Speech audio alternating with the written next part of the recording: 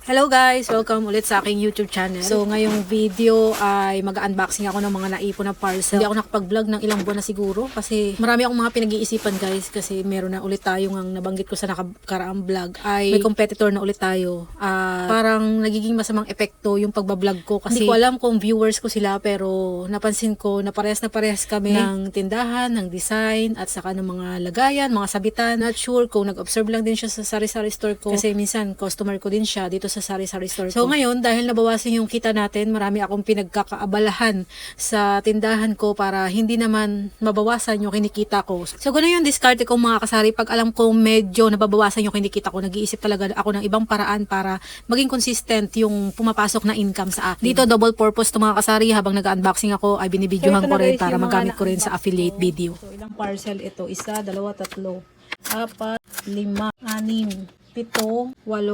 10, 11 na parcel ang in-unbox ko or in-unwrap ko ngayon.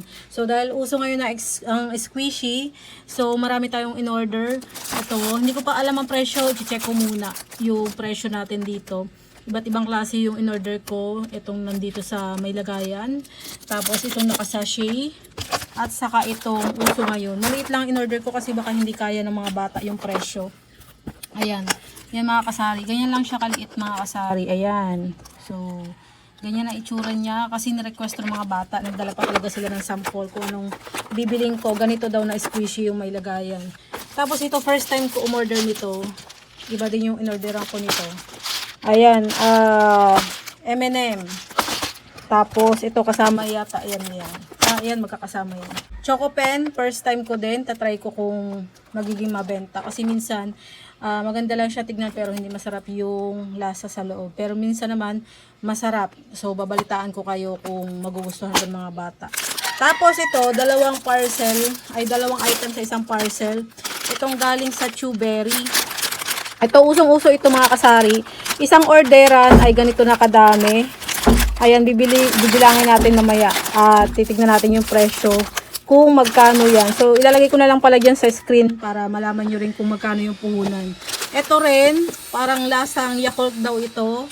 Kaya nag-try din ako kasi wala na akong mga panindang mga ganyan. So, yan na lang yung iba kong paninda. May dalawa ng bakante dyan. Ubus na rin yung malalaking conchicheria at to mga kasari. Ayan, ito ang magkasama. Iba't ibang flavor na yung binili ko dito. Merong cola, may green apple. Tapos anong flavor nitong yellow? Itong yellow ay, ano ba to? Gummy bears din siya mga kasari. Gummy bears. Ayan. So, ganyan. Assorted flavor siya. Umorder na ako ng 2 t-shirt para sa sarili ko. First time ko umorder sa shop na to. Kaya tigi isang design muna. Pero magkaibang shop ito mga kasari. Tinignan ko lang yung tela, kung anong tela niya. So, hindi siya 100% cotton. Ayan. So, maganda yung design niya. Kaso, malaki sa akin pala. Pang, ano to? Oversized t-shirt. Pero may mga sizes sila dyan. Ang ganda kasi nito mga kasari. Ang ganda ng mga design niya. So, yan ang design niya. Sinukat ko na. Okay naman sa akin. Komportable siya. Pero lalo akong tumaba kasi nung malaki yung t-shirt sa akin. Tapos, ito mga kasari, bumili ako ng thank you. Kasi, bala kong magbenta nung ganito, ang tawag dito, yung DIY ice cream in a cone or ano yan, yung Magnum ice cream na dito ilalagay sa piping bag. Ito naman ay small, 50 pieces or 100 pieces na, mga 40 pesos lang ang presyo nito. Ang gagawin mo, gagawa ka ng DIY ice cream na gamit itong dalawa lang yung ginagamit kong ice cream powder. Itong Lara ice cream at saka itong soft ice cream ng Enjoy. So, mas mahal ito pero mas marami din naman ang kinalalabasan niya. So, parehas lang. Dalawa na yung in-order ko, magkaibang flavor. Kasi yung isa, para magkaiba din yung lasa. Baka sabihin nila, ice cream at ice candy ay parehas ang lasa. So, pinag-iba ko ng brand para mag-iba lasa. Tapos, ito naman ang gagamitin ko. Kasi, gumagawa ko ngayon ng, yung Magnum ice candy. Ang ginagamit ko yung chocolate sa Dali. Nandito yun eh. Meron pa tayo dito.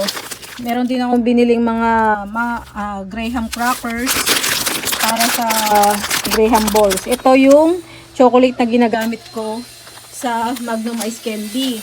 So, nilalagay ko siya sa loob ng plastic, tapos tinutunaw ko siya. Tapos, lalagyan ko na siya ng mixture ng ice cream flavor. Ice cream mixture. Tapos, ito, nakita ko sa TikTok. Gusto kong gumawa ng, ano yun, misubi? Ano yun?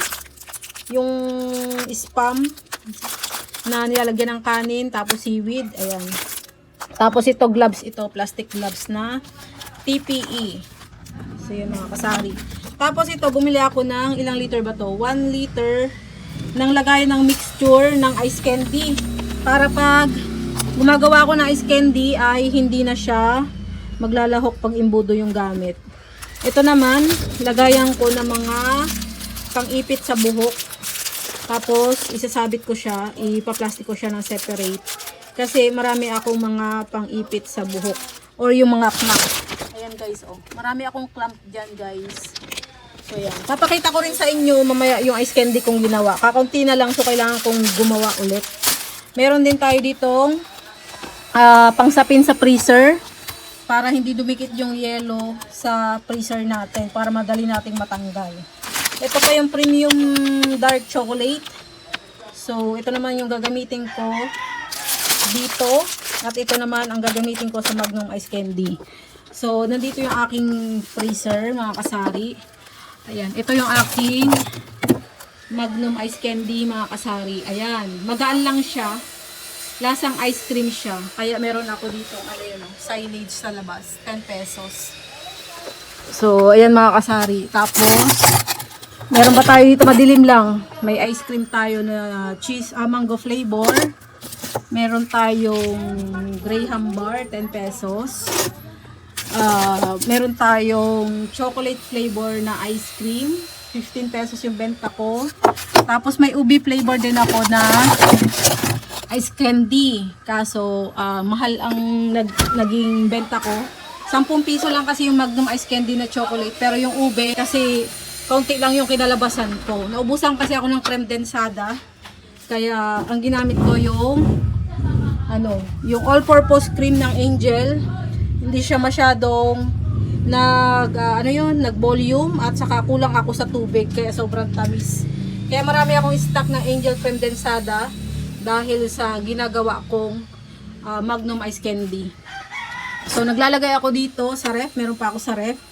Mamaya ita-transfer ko yan sa freezer. Bago ko kasi gawin yung ice candy ay kailangan naka-chilled yan mga kasari. So kailangan nating mag-refill ng soft drinks kasi wala na tayong soft drinks dyan sa rep. At bukas may delivery ako ng 2 unit ng Kondura. Kaya ayan, ibablog ko rin yun sa inyo bukas. Tapos sobrang busy tayo mga kasari. Ito, nag-segregate ako ng mga hindi na sinusuot. Kahapon marami na ako napamigay sa mga bata na mga damit ng mga anak ko na hindi na sinusuot. Kaya ito, tatanggalin natin dito kasi yung lamesa na yan. Bukas dito ko ipapalagay yung 2 unit ng Kondura na ipapadeliver natin. Diyan muna kasi sobrang sikip sa tindahan natin ngayon. So maglilinis muna ako sa tindahan. At aayusin ko lang muna ang pwesto ng mga tindahan kasi gagawa natin ng video yung Kondura mga kasari. So yan, medyo magulo ako dito. Ayan, natapon ko na yung ibang plastic pero magulo pa rin. Tignan nyo naman ang sistema ko dito. Kaya ayan mga kasari, hanggang dito na lang sa videong ito.